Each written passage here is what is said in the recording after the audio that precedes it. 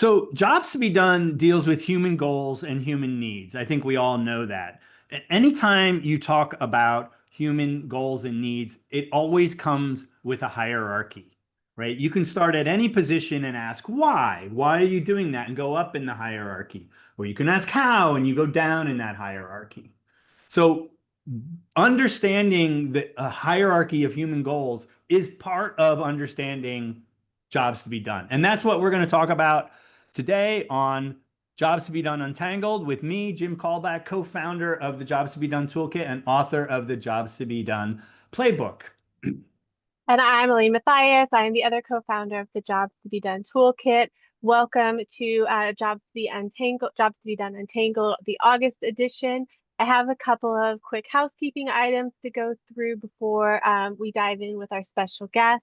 Just some things coming up. Our next mini course, our very popular approach to the core process of jobs to be done, is coming up. Early bird registration ended yesterday, but you can still save $100 with that code early bird. So you have a chance to extend that opportunity for the discounted price. You can also check out our Foundations of Jobs to be Done, which is the video learning course, as well as custom coaching with Jim. And our next Jobs to be Done Untangled is coming up at the last Tuesday of September.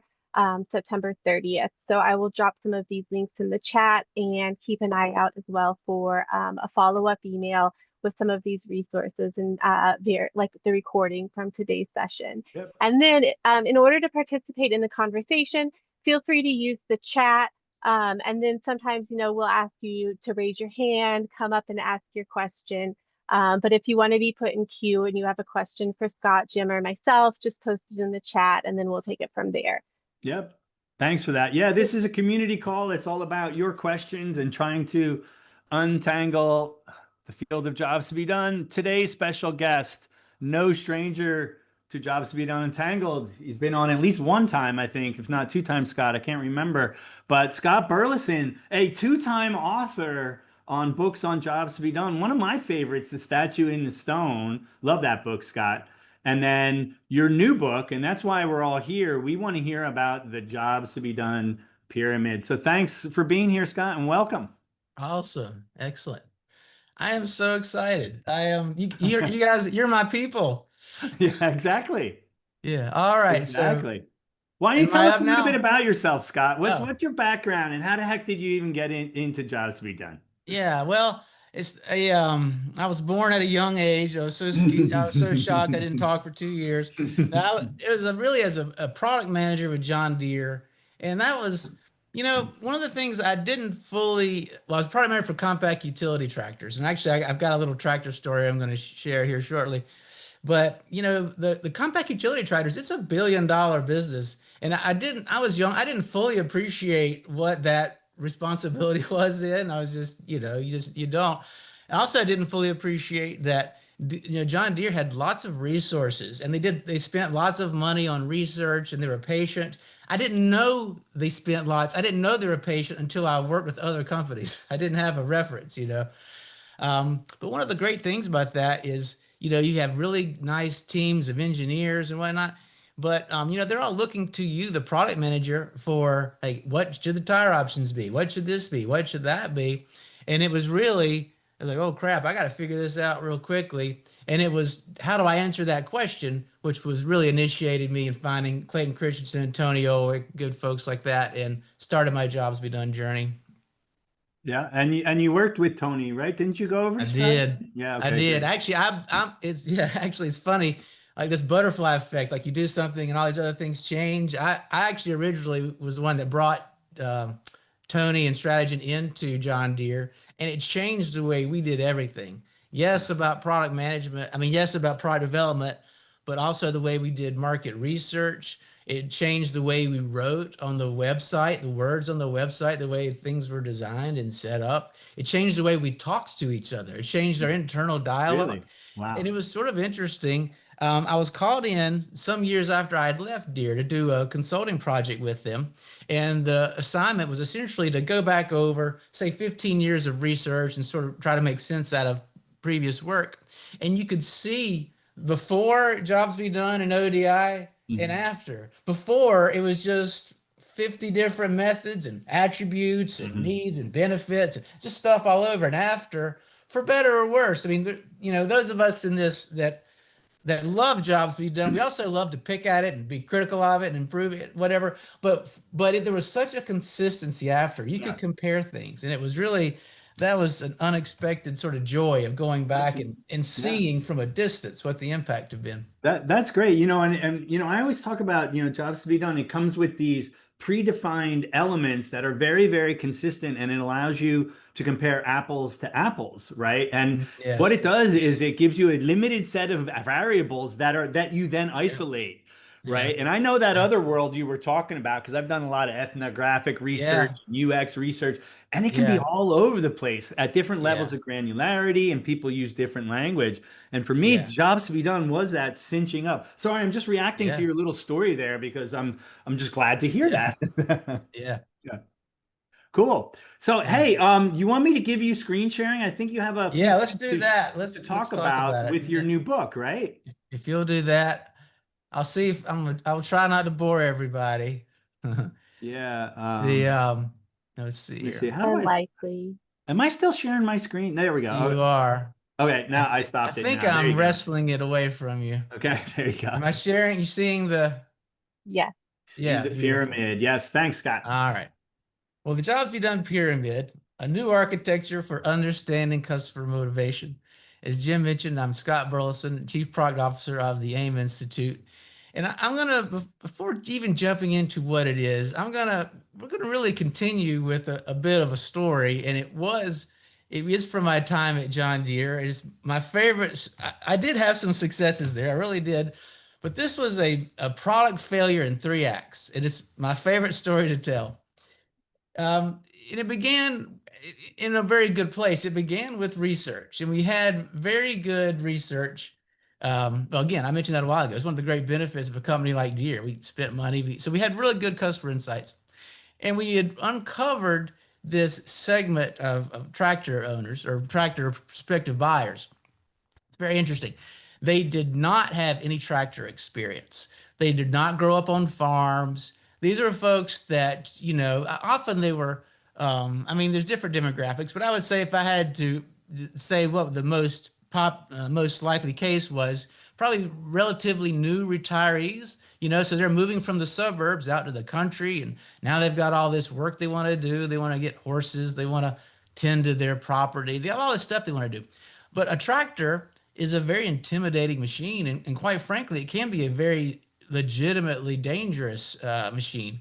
And the controls were often holdovers from an era when they were agricultural. So in this case, in case I didn't explain that, they would not be using these for farming. These would be tractors used to maintain their properties. They didn't have a lot of experience. Now, one thing that made this segment was relatively large, so that makes them attractive. But the other thing that made them attractive to pursue is that once somebody buys one brand, they tend to buy the same brand. So if you could get this first time buyer, you get a good chance of having a customer for life, which is it's almost impossible to even estimate how large that value is, but it's fairly large. So we're beginning with our product failure in 3 acts. We're beginning in a good place. So what did we do? Well, we created a product that was informally called the Drive Like a Car Tractor, and it did exactly what it sounds like. We, instead of all these, and not antiquated, but all these agricultural type controls, we changed them to be like automotive controls. On the left, you see the drive, neutral, but I am sharing screen, right? Yeah, okay. You see drive, neutral, reverse. And then on the right, a gas pedal or a brake pedal, just like you see in your car. And so anybody with zero experience could just hop in the seat. And with our concept testing, we did exactly that. We brought in people that knew nothing about tractors, had them sit in the seat and some competitive tractors. And without a doubt, they liked this one the best. Not by a little bit. They really preferred this. They found it much easier to use. So what went wrong? What went wrong? But anyway, so we launched it and things started out well. It actually won lots of awards. It won lots of both internal awards and national agricultural awards. I got to do some interviews and, about this. And it was a very intriguing idea, this tractor that drives like a car. But then the actual customer feedback started coming in. And so this is from a forum, Tractor by Net. And this one person says, I don't get it. The whole point of a hydro, that's the more standard transmission style, is you don't have to shift anything. Why would this be better? Or is it April Fool's early? The next person says, I think deer jumped the shark. That's a reference to a desperate move by the TV show Happy Days years ago. They had Fonzie jump a shark to try to get ratings. And this next customer says, this is obviously the city boy option. Maybe all those doctors buying farmettes in the country need tractors too, I guess. But this is very representative of what the current buyers would say. And it's also very representative, perhaps more importantly, about what the John Deere dealers, what their feedback was. They saw this and they didn't order it. They didn't order it at all. And so if your distribution doesn't get excited about your product, nothing else matters. Nothing else matters. They become just your inventory sitting at a factory somewhere. Now, this person said something interesting. He said, I guess it's a tractor. He said he just read this other thread about it and says, I guess this is a tractor made for women. But then he goes on to explain, as a newbie, he tried it at the dealership, and he liked it the best. He was a new user, but he's discouraged in buying it because of reading the feedback of all the more experienced people. And he's thinking, maybe I'm missing something. So in short order, again, the dealers didn't order it, so it was pulled from the metaphorical shelves and would become my biggest product failure.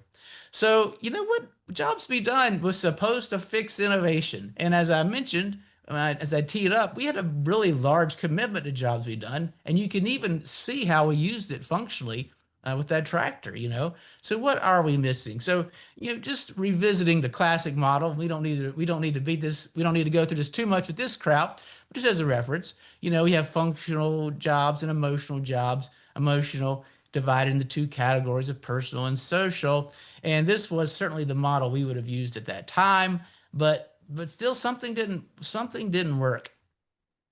And so there's a few challenges with the classic model, and that product failure is illustrative of that. But I'll tell you, honestly, as a practitioner, as a person using Jobs-to-be-Done, doing projects, etc., I was quite content with it the way it was, with our classic model, if you will. But here's where I ran into real problems in teaching Jobs-to-be-Done to others and in working with product teams and companies to help them to use Jobs-to-be-Done. And this is something, a theme that I know will resonate with a lot of you because we've had this conversation before. But there are just certain things that people have a lot of difficulty in using it. They have a lot of difficulty in grasping it. And I'm going to go over 4 of these. And this is the only reason that I was personally motivated to how can we better communicate this? How can we create something, not different, but maybe an evolution, if you will. So the first one is confusion over consumption jobs versus core jobs.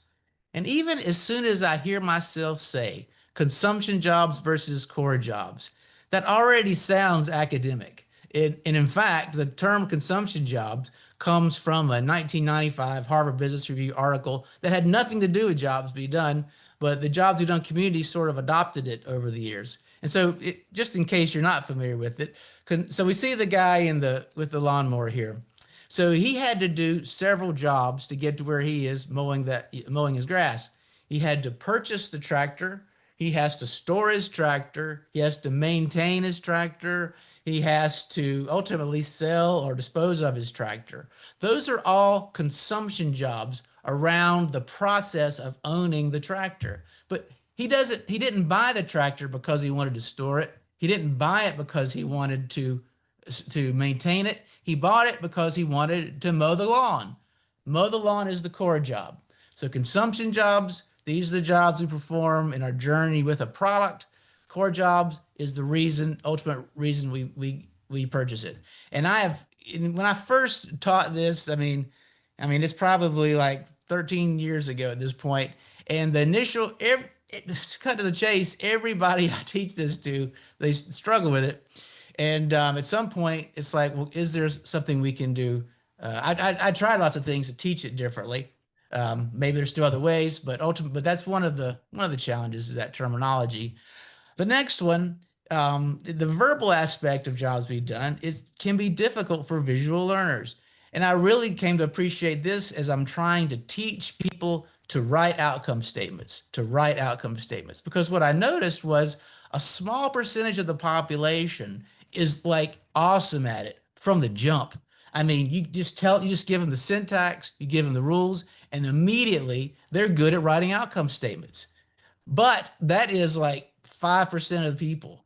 For the vast majority, they really struggle to write outcome statements. And my conclusion after lots of time thinking about it is it's just if you're really good with language, maybe if you read a lot, it's probably everybody on this call. So this might be a more difficult thing to relate to.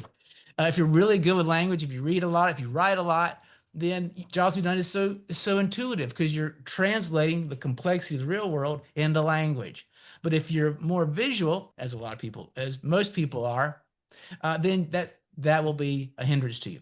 Now, we do have some visual models of jobs to be done, but that's something that I also believed could be improved upon.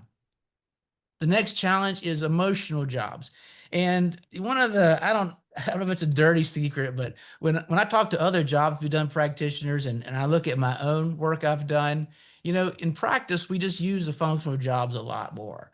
And I mean, as far as what you actually act upon, they tend not to be emotional jobs. The function of emotional jobs tends to be when somebody challenges us and says, hey, all y'all do is work on functional things. We can say, no, we don't. Here's emotional jobs and here's these social and personal. It's almost an answer to that question. But I think the core problem is we use emotional jobs as a pretty big bucket to cover lots of things. And finally, inadequate job categories. And I spoke to this a little bit in my first book, but just as an example, even just sticking within functional jobs, there's some jobs that are like processes with beginnings and endings, and then there's other things that are like about maintaining a state. So if you're going to plan a vacation, that's got a beginning, middle, and end. You finish it. Your vacation is planned. But if you have another job like manage your blood pressure, it never ends. And so it'd be helpful to have categories for these types of jobs. And so these are the four challenges that I found myself personally faced with and motivated me enough. And again, as a practitioner, I was perfectly content, but it was in my ability to communicate jobs to be done, to teach it, and to work with companies and the struggles that they had. That was my main motive. That was what really pushed me to, hey, how could we give this a fresh look? And if we think about the current domains that we have, functional jobs, emotional jobs. Functional jobs, this is what customers are doing, what they seek to accomplish. We can talk about the milkshake story. We've got all the stories we can tell about functional jobs. And then emotional jobs, what customers want to feel, what the emotions they want to have. But the thing that I believe was missing is a link between the two, a new domain, identity jobs, who customers aspire to become. And I want to tell you a quick story here. When I was 9 years old, we was at the end of our vacation, and we went fishing every summer in Florida, where both sets of my grandparents had homes. And I was bass fishing and brim fishing and crappie fishing from the Midwest. But on this last day of our vacation, my dad and I went out in the morning, and I had never caught a big bass before. And I just so desperately wanted to catch a big bass, something worthy of being mounted on the wall, And we went to this one place on Orange Lake, and I had a huge bite, and I fought to bring the fish in, and I lost it. And I was absolutely crushed. It was the last day of our vacation because I knew that fish would have been worthy of something that could be mounted. And I begged my dad, I said, let's go back. Let's go back this afternoon. Let's go to that same place. I will catch that fish. And he's like, well, he's trying to manage my expectations. He's like, the likelihood that we go back to that same spot on the lake and the same fish bites, it's not big. It's a pretty small, but we'll do it. I talked him into it. And we went to that spot, And now you're going to see the happiest kid in the world. It's a good looking kid, 9 years old. By the way, when I see this, the other thing I reflect on is I'm wearing my T-ball McDonald's shirt. Like kids today, when they play soccer, it costs like, I mean, it's like thousands of dollars. Back then, you gave them $5, they gave you a T-shirt, and you're off and playing baseball. But anyways, as you can see, we went to that same spot. I caught the fish, and other than my kids being born, that was literally the best day of my life. Now, why am I so happy? What was it about catching that fish? Was it something that, some functional thing? Certainly you could think of we could think of emotional aspects of it, but I don't think emotional jobs quite capture it well enough.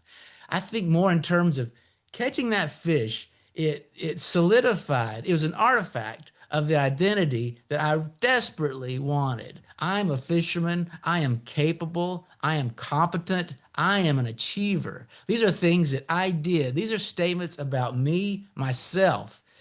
So it's much more than just an emotion I would experience. This was a reinforcement of who I was.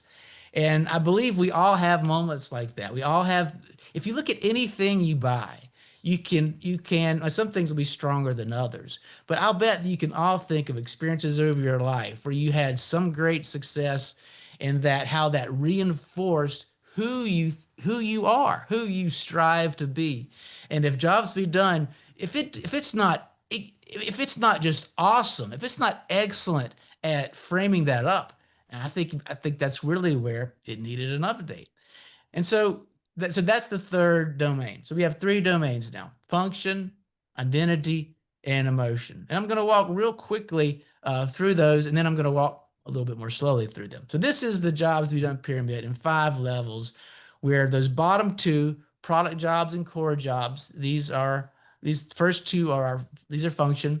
The next 2, role identity and image identity, these are identity. And then by doing that, now we can much more tightly identify emotional jobs as sort of what's left. And we have this one model, a visual model for our folks that aren't that are more visually inclined as opposed to language inclined. So let's take a walk up the pyramid here. So imagine that you make tents. I'm going to refer to that example as we go. I just came back from a backpacking trip a few weeks ago. And by the way, there's this strange phenomenon that if you're on the backcountry where there's good trout fishing, there's always grizzly bears. I don't know why that exists, but that's sort of how it is. But anyways, so product jobs, level 1, this is the exact same concept as consumption jobs. It's completely unchanged. These are consumption jobs. But as I would teach this, I would say, for the tent, like, what are the consumption jobs for a tent? How do you consume a tent? Well, you purchase a tent, you learn to use the tent, you maintain the tent, all these things around the tent. And I would always teach, you refer to the product. And you can see I've got these in 5 subcategories. Acquisition, these are the jobs. This is your purchase journey, customer's purchase journey. Preparation, the jobs you're going to perform as you essentially learn to use the tent, probably learn to store the tent. You're going to use it. You're going to maintain it. Actually, on a trip I just took, I refreshed the waterproofing on an older tent, so that was maintenance. And ultimately, at some point, I'll have to dispose of it. So we have all these jobs we perform, these product jobs, but they're all about the tent. They're all about the product. They're all about consuming the product. And from teaching this in practice, out of tons of frustration with people not grasping it, this is how I'm trying to make this better, a little easier, calling them product jobs. But we don't buy a tent because we wanted to spray it with waterproofing. We don't buy a tent because we wanted to store it. We don't buy it because we wanted to learn to set it up. We buy it for what it can help us to accomplish. This is our core job, level 2. And I've got 4 categories of these. I referred to this a little bit earlier. Process jobs, like plan a meal. It's got a beginning, middle, and end. Control jobs do not have a beginning, middle, and end. This is about controlling a state. I referred to this actually in my first book, like maintain blood pressure or maintain weight. The job of maintaining blood pressure, it never ends. You're continuously maintaining blood pressure. And in fact, in hospital settings, there's lots of control jobs. You're maintaining all sorts of things. You're trying to keep a person, their oxygen level. You're trying to keep a person alive. Efficiency jobs are about reducing inputs or increasing outputs. Problem-solving jobs have a diagnosis stage and a fixing stage. You purchase a tent not because you want to repair it or not because you want to waterproof it. You purchase a tent because you want to stay protected from elements in the backcountry. We could always play around with the wording. But the core job, this is solution independent. This is the reason we purchased the product. Now moving on to our identity and that happy kid with the fish and what this helped him to accomplish.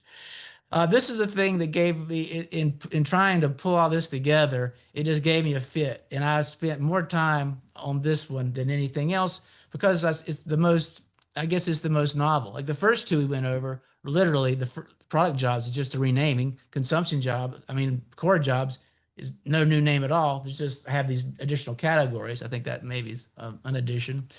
But role identity jobs these are the roles that we want to play in life. For the person buying a tent, this helps them to feel out there, to become who they want to be as an explorer, as a leader, as an adventurer.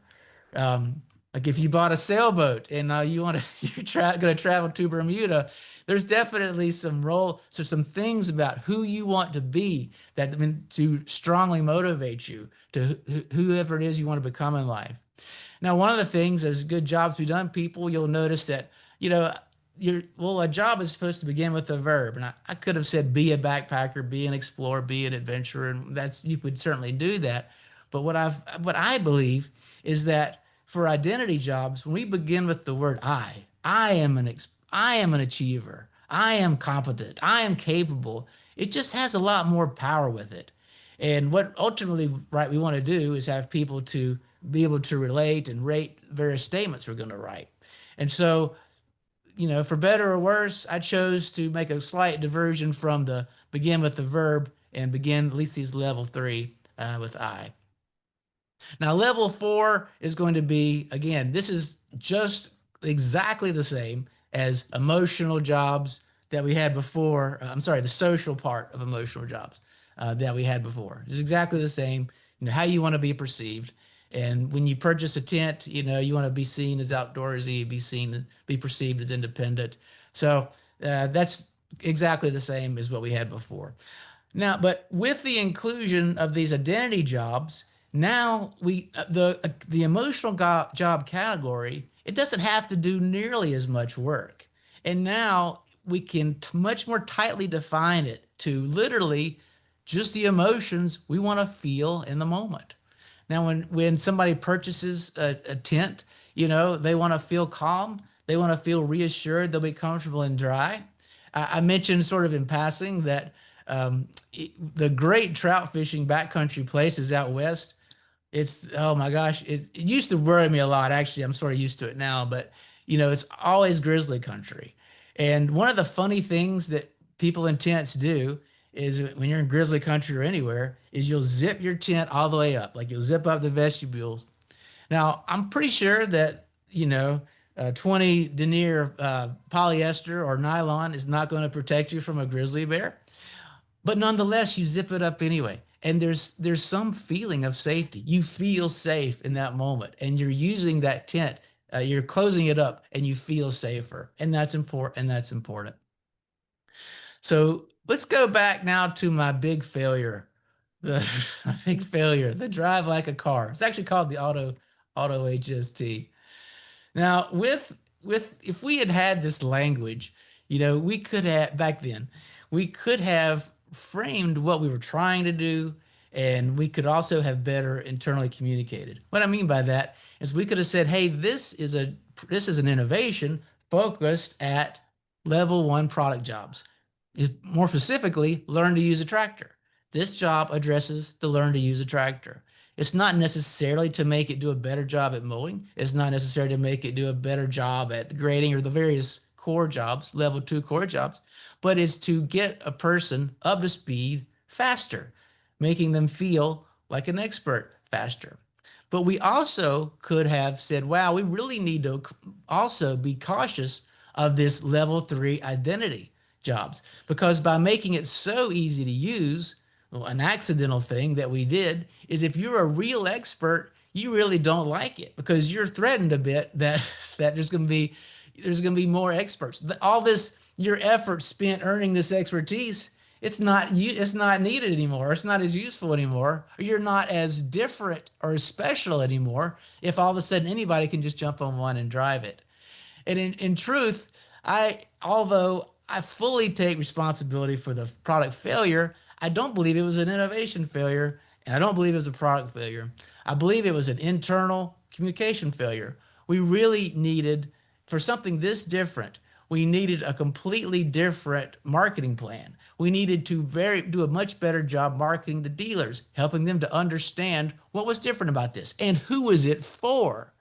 Because the customers it was for, they really liked it. Because the segment it was not for, they really didn't like it. And so I think the product was absolutely on target, but we did a terrible job, and I take responsibility for it, for not fully communicating that internally. And I think with a model like the Jobs-to-be-Done pyramid, I think that could have been a great basis for that internal communication.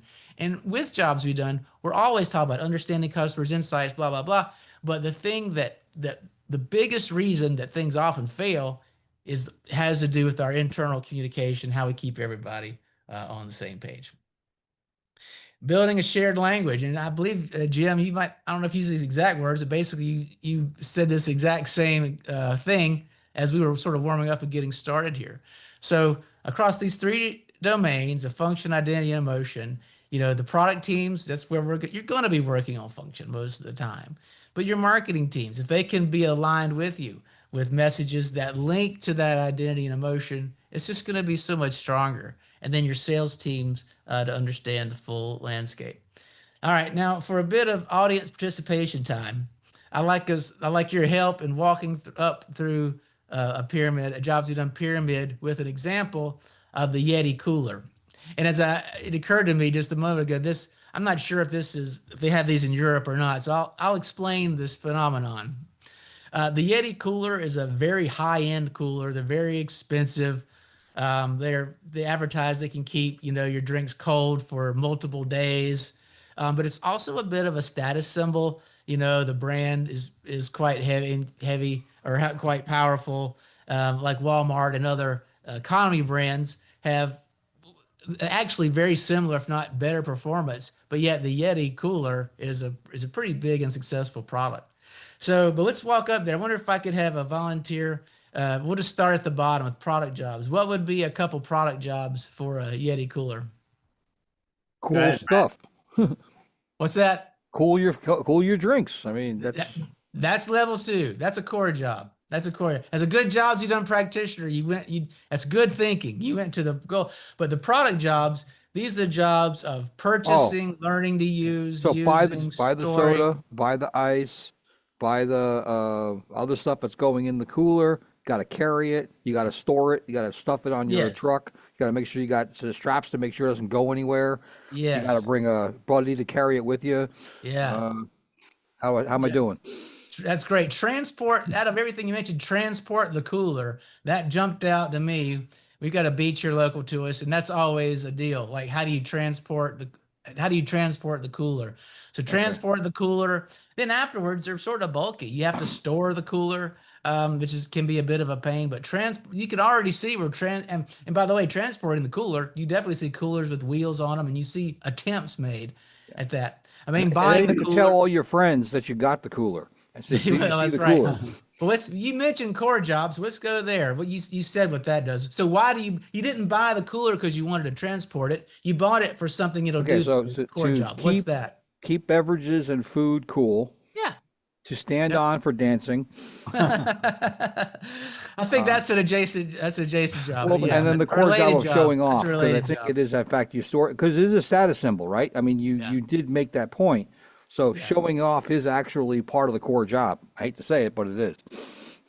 Yeah. Well, so for identity jobs, let's just go straight to level 4 here. So why do you purchase? What does it say about you? What does this? How does this enhance your reputation? Why don't you just buy the cheaper Walmart brand or go on Amazon and get? You could certainly find a cheaper version. Why do you get the brand? What? Well, it's one of those ones where because people have them, it says something. Or in the case of my Yeti, I got it as a gift, so Okay. I can show off the fact that I got this really cool Yeti and I didn't pay nothing for it. So Yeah. pretty cool. All the better. All the better. Yeah. And then finally, what really, you have these unintended things.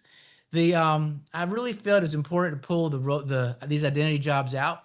But as a practitioner, like as soon after, it's like emotional jobs became so clear because it's just so narrowly defined to what I want to feel. And if I've got food, let's say I've got food that can spoil in there, if I've got meat or something that can spoil, Hmm. right? I want to feel confident that so it ties back to the function, right? I want to Yep. feel, but yet it's an emotion I feel. I want to feel comfortable or confident that it's still performing those core jobs. And so the emotional jobs become narrowly defined as to literally, excuse me, the emotions that you feel, which I personally find clarifying. All right. So just a few ways to think about this of how we would use it, and then I'll turn it back over and we can chat a bit more. How do we use this? How can we use this in practice? Well, I mean, we could, like as I mentioned, back with the drive like a car, the auto HST, we could have labeled our strategies around it. This is all about learning to use the tractor. And in fact, we did do that then, but what we did not have was how to process the customer feedback. When somebody says, well, that looks like a tractor for city folks, well, this is interfering with, in this case, a level 4 job of be perceived as an expert. The other thing is in customer interviews. This is a really nice framework as you think about, hey, we're going to interview customers. And actually, why do I even make such a big deal or previously make such a big deal when I'm trying to train people and teach them to go interview folks about this distinction between consumption jobs and core jobs is they'd just be all over the map. And it made it a very disorganized interview. If it's back to the cooler, we'd have stuff in there about transportation, which is transporting the cooler is quite separate than it keeps your food cool. So you can organize your discussion guide. Begin with level 1, but let's thinking about a tractor for a moment. Tell me about your experiences, and we walk you right through the product 1 types. Learning to use a tractor, preparing to use a tractor, buying a tractor, storing the tractor, maintaining a tractor. You could have a whole section of your discussion guide all around using the product. But it's not that people don't do that. It's just if you're in Jobs-to-be-Done space, you need to have an awareness that we're not in the core job. You need to have an awareness we're talking about product experiences right now. But then you also want to save time for, okay, why did you buy this tractor? And what task will you perform with it? For what reasons do you have it? And if you're gathering outcomes as well, that's where you would go deeper into those. Level 3, who does this help you to become? What kind of person does this help you to become? And why is that important in your role, which is a good in B2B? How do you want to be seen by others in this situation? What would it say about you if you succeed? Those are level 4. And then finally, level 5. If you're successful, what feelings would that help you generate? Or if you're not successful, what feelings would you have that you'd rather avoid? And so this is a great structure to organize your discussion guide around. And if you gather all these needs at all these different levels, then you can list these out and have a job inventory at each level of the pyramid. And then you can target which ones do we want to target for improvement. And one of the things you'll quickly notice is that there are causal relationships. Let's just go back to let's go back to the tent example. Let's say the tent is difficult to set up. It's really difficult to set up. Well, if it's difficult to set up, as a result, it's not going to do as good a job protecting you from the elements. And if you're struggling to set up the tent and you've got your friends there with you, watching you have difficulty setting up the tent, that's going to really not make you feel like a great explorer or like a great member of the backpacking community. But it all began with difficulty setting up the tent, made you not be protected as well from the elements. Also, in turn, makes you not feel as much of a member of the backpacking community, make you not feel as much like an explorer, etc. So yeah, think through the causal relationships between the levels, and then once you've done that, at which level might you target for innovation or for marketing or for whatever. If you're targeting the level 1, it's product innovation. Level 2 is core innovation. Level 3, identity empowerment. Level 4, image enhancement. Level 5, emotional resonance. And in practice, to Jim's point earlier, we will be working mostly at these bottom 2 functional ones. Certainly in innovation, but we need to make the connections from the bottom to the top, because the beauty of jobs to be done. The beauty is also the thing that makes it difficult for some folks, in that it's abstract.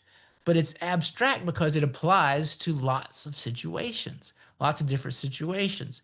And so I believe that this will help to make it accessible for more people by making it more visual, and to better model reality. And as Jim mentioned earlier, I did publish a book on this recently. It was kind of fun when it was a new release, because it was like the #1 in product management for a month, and then it wasn't a new release anymore, so it's not on that list anymore. But that was kind of fun. But anyway, it's out there now. If you read it and give me a 5-star review, I'll sing at your wedding. Other than that, that's pretty much. Thanks so much, Scott. Yeah, we got a ton of questions there.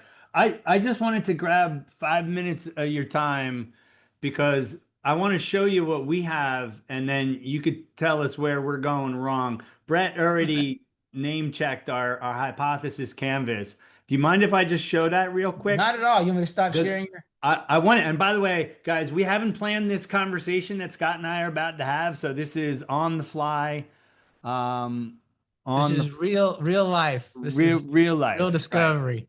So after I published my book, we released the Jobs to be Done canvas, and we're now in our 3rd iteration, and we called it the hypothesis canvas. One of the reasons why we created it was for the visual learning. I'm so glad you put that up there. Like, for me, this was a teaching tool and a thinking tool. Unfortunately, some people took it as an analysis tool, and all they had to do was download our canvas and fill it out, and they did Jobs to be Done. That's not what it is. It's really just about how do you sort and separate the world in Jobs to be Done, right? It's really the buckets.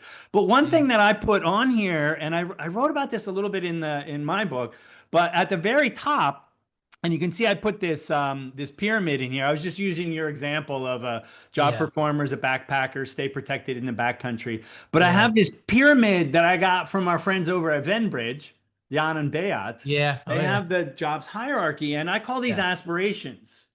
And the way that we think about aspirations, we call them B goals. Who do you want to become, or what do you want to be by doing the job, right? So we park that up there. And then I have another category down here called emotions. And I call that within the focus job. So you see the dark border there, and I have the emotions. So the idea was to sort and separate those things. And one of the reasons why I anchored the emotions and the aspirations in here is because, exactly as you said, when you talk to people, you're like, stay protected in the backpack country. And their mind goes, yeah, but what about what they want to become? Or what about they want to feel? So I needed those parking lots to say, that's important. We'll put it up in that other element up there. But here's the thing. For me, though, I find that there's a necessary sequence that if we start innovation with be an explorer, it's too diffuse. And if we start innovation with feel safe from weather, that's too narrow as well too. And I believe I'm fully on board with the pyramid, by the way, Scott. But I think there also needs to be a sequence. And if you start too high or too low, you're going to get off the rails too quickly. So that's why we say, those things are important up there and those things are important down there. But let's start with the focus job, unpack that with job steps and outcome statements, right? And then layer on the other things on the side. So that's kind of how we're thinking about it in 2 minutes. What's your reaction? Well, first, did aspirations, was that from you or is that from Venbridge? That was from me. I used the word aspirations. And by the way, I got that from Michael Schrage, who wrote the he wrote the intro to my book, and he wrote a book called "Who Do You Want Your Customers to Become?" And John Yeah. was on, John Gustav was on, and he was talking about that book as well too. I don't know if you know that book, "Who Do You Want Your Customers to Become?" I don't. I'm glad I didn't read it because I might have stolen from it before I did all It this. almost sounds like you did. It does. Here, I'll throw Well, that in the chat for everybody. well, But it is who do it's interesting because the question there is who do you want your customers to become? You framed it as who do customers want to become. right. So there's a Yeah. nuance there, but it's still this. It's about being something different, right? Well, before I even answer your question, I just have to take the hairs are standing up on the back of my neck because I have to take a minute and like this aspirations, you pulled that out for the exact same reason that Exactly. I pulled out the Okay. identity from emotions because you also independently for me Yes. saw that the emotions bucket was too big and did not adequately Correct. contain everything. And that's the thing, the reason the hair's still on the back of my because that's the thing that I felt like I was a little I felt like I'd stepped out of the safety of everything I'd have been taught and I was sort of on my so now I feel like at least we're hanging out there by or at least together. At least we're together. And so that I mean, I almost need to take a moment and process that because Okay. I find that to be absolute because we're just using different words. We're Correct. describing exactly the same thing. And that's Agreed. amazing. Okay. Now I want to answer I'm actually that's going to be on my mind, but I want to answer your question. Yeah, I agree. You can definitely start too tall. And in fact, in working with companies, um, part of the reason I need it is to navigate this conversation That's with right. them. And the difficulty, for better or worse, when I tend to have an opinion about where they should start, but I don't feel like I should tell them where to start. So I sort of keep it as an open conversation, and I'm sort of guiding them. Ultimately, if they really are starting too high, I ultimately will say it, but I try to be a little Socratic about it. Um, but yeah, oh, you can absolutely. I mean, yeah, you could go all the way to the top, and say feel peaceful and Right. okay, that's a pretty big market, but what are you gonna do? Right. Exactly. Right. Yeah.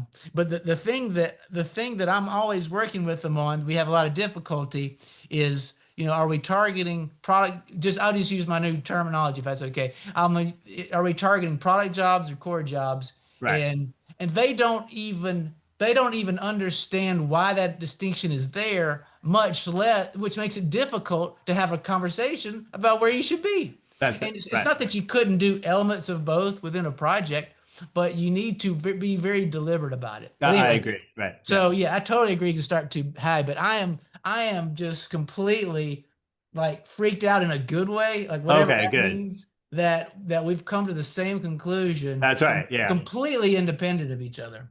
Well, okay. That's great. We're like Tesla and Well, Henry. What? I don't know. Somebody. well, thanks for confirming that. Because when your book came out, I was like, wait a minute. Are we doing it wrong? Wait, I gotta check with Scott. So this was a little check. So thanks for that.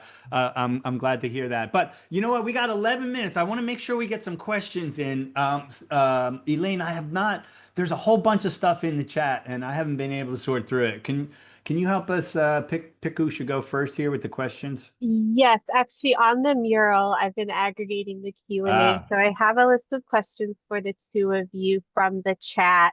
Gotcha. A couple of them sort of date back to during the presentation, but in general, I would say at least three questions that are kind of touching on, how to differentiate between some of the different categories that you've identified in the pyramid. Okay. Yeah, I see Christy was asking, aren't social jobs the same as aspirations, right? Yep. In my model, they're exactly the same as level 4. What's exactly the same? The social jobs within emotional. I see. So it would be the difference and is the in mine, if somebody were to critique it, it would be there's definitely some fuzziness between 3 and 4. Like you could Right. make an argument between 3 and 4. But at the end of the day, it doesn't matter where something goes in that pyramid. It just matters that you're thinking through it. Like if you say I am an explorer or I am an achiever versus be perceived as an achiever. I mean, if you get to this right end point, it's that distinction is not, it doesn't matter that much, but it's nice to sort of have homes for things to help you think through it. Okay. But to answer her question, in my model, I would say it's level 4. But it's exactly image identity job. How you want to be perceived, yeah. So image is how you want to be perceived, and what's role then? Role identity. The role you seek to act out in the world. So this is when you're by yourself. As a quick shorthand is level 3. You're by yourself. Who you want to be, who you aspire to be. I see. Level 4 is who as the image you project to the world, what you want that to be. Right. So this is where you said that this is where the I am comes into play. Yeah. At there. And then this one would be perceived as, which is why it's or whatever. Yeah. Yeah. Which is why it's exactly the same as a social job. And again, level 3, I'm off the map a bit for job rules, but I just think it's so much more powerful. I mean, you just say it. I am an achiever. I am feeling it. Say it yourself. Hear yourself say it in your brain. And it's like, you're ready to get up and do something. Yep. Does that help, Christy? Good question. Yes, it does. Thank you. Okay, cool. I'm not sure I understand the consumption job. What does overhead mean in that context? So, okay, as you were describing it, and we'll use the Yeti or the other one. The point is you want to mow the lawn, right? That's the job, mow the lawn. So the overhead associated with it is all of the stuff you have to do so you can mow the lawn. Right? So you need to obtain a device to mow the lawn. You need to maintain that device. You need to fuel it. You need to have the time. You have to be able to store that particular thing. You have to make sure you comply with the the time constraints of noise in your neighborhood, for example, or whatever, right? So the way I understood or was perceiving it is that the core job is still the core job. This other aspect is all of the stuff around it, that stuff that the wait a minute vines, if you will, that prevent you from saying, I want to do this job because I need to do all this other stuff so that I can participate in the activity of mowing the lawn. That's the intent of the question. I think so. It's all about the product. Like we're using Zoom right now. We're using Zoom we could figure out what that core job is to communicate or have a meeting or something. But as part of that, like someone's got to share a screen. That's a consumption job or a product job, right? Sharing a screen. If we're meeting together, nobody would say, hey, how do we share a screen? Or, hey, Jim's muted. He's over here like you don't have, unmute. It's not a problem if we were in person. Yeah. It's all about using a product. So as Jim would say, I'm overthinking it again. No, I think it's good, Brett, actually. And sometimes when I talk to customers or people that we coach and things like that, I get even more dramatic than you just did, Brett. And I say, no, the product is the pain that you inflict on the job performer and is getting in the way of them doing their job, right? And then they go, oh, wait, I'm inflicting pain. Yeah, you're inflicting pain on customers. Oh. That helps them shift in their mind, right? I'm going to be thinking about that all day. So let me throw a counter question in, Jim and Scott. If you have a consumption job, aren't you working from a solution versus looking from it assumes a solution. Totally. Yeah. Yeah. That doesn't mean you might innovate there. Solution, so you might not innovate there. I'll say this in practice, when I work with clients that are new to jobs to be done, immediately they want to innovate the core job. They want to make it, and often that is not what they should do. Often they should make their mower they should make their cooler easier to transport. Right. They should make that, and don't make it. So how much better is your cooler going to cool compared to the one at Walmart? Right. The answer is 0 because it's so easy to do. If you can make that cooler easier to transport to the beach, so people when in jobs be done when they're new, they can be dismissive of what consumption jobs or product jobs, but often that's where the real. We shouldn't be so enthusiastic about, well, it helps to cool the thing better. We should only work there. That's the wrong conclusion. And if the single biggest catalyst for me building this model was this point, consumption job versus core or product job versus core, and the confusion around that. That was the single biggest. If it wasn't for that and working with people that I had a lot of difficulty communicating it to. Love your enthusiasm, Scott. Thanks for that. Elaine, I think maybe Donald's question or Martin. Where should we go here? Yeah, let's go with well, Martin has had a lot of good comments in the chat. Okay. Let's go with Donald, because I think that's a nice follow-up to the You want to question come on, he's been Donald, and ask having. your question to Scott? Yeah, so Scott, you and I have talked about and lived the ODI world. Yeah. So we've got our minimize and so forth for the core functional job. When you start talking about all 5 levels, what sort of language, if I'm working with a client and I want to put together job maps for each of the 5, what kind of language do you suggest I need to finish your book? Those would still be just with functional jobs, to my way of thinking. So that's just with the bottom 2 levels. You could also, you could certainly have. I saw a question. You could certainly have a job map also for product jobs. Like you could have a job map for the steps of buying a mower. What are the steps you go through in buying a mower? What are the steps you go through in maintaining a mower? So the thing about it, it's all about the mower, steps of buying the mower, steps of maintaining the mower. So you could have job maps for anything that's a product job, consumption job if you prefer, or a core job, as long as it's functional. I don't believe you could do a job map for the higher ones, but maybe that's something one of you guys can figure out and teach us on. That's not how I think about them, but it's maybe. I should give you a more concise answer. Just the functional jobs is where you want the job maps to be. Okay. Thank you.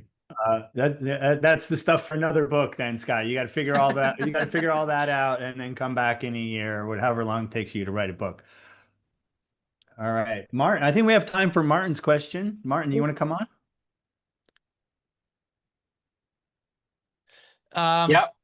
Yeah, sure. I was just intrigued about how it would affect things to do with research and how you research some of these things, because obviously some of them are very tangible and very specific, and then other ones are a little bit broader. Yeah. And another comment I put on the chat was, it feels to me as further up the pyramid you go into sort of brand territory. So some sort of bit of background I've got, and you can see that sort of starts to become very relevant there. But the other one was, sorry, the real question I was trying to work out is, I love the outcome-based statement type thing, which really makes you drill through research and get it all into a common way of looking at things. But I was just wondering, at these different levels, I mean, we've got, I believe this, or I am a explorer. I was just wondering whether at each of these other levels there was or it could be developed, a way of nailing the sort of type of subject matter that you'd want to capture at each of those levels. Yeah, I think in a lot of ways, this is not that new in a lot. In fact, this pyramid, I think, is going to be more useful for framing your project. Like Jim said, well, where are we going to start for navigating that conversation? Now, once you begin, and it's also going to help to establish what's the scope. Like if we're going to do a project around, like for innovation purposes, to say, are we going to make this around making it, do a better job of cooling or keeping things cool? Or are we going to do a better job of we could have a whole project just around purchase, a whole project just around purchasing the cooler. Cooler's the same, it's no different, a whole project around it. Or we could have a whole project around maintain, or we could sort of take that level 1, what we end up with in a real research project, or a constraint, we have to sort of be constrained in some way.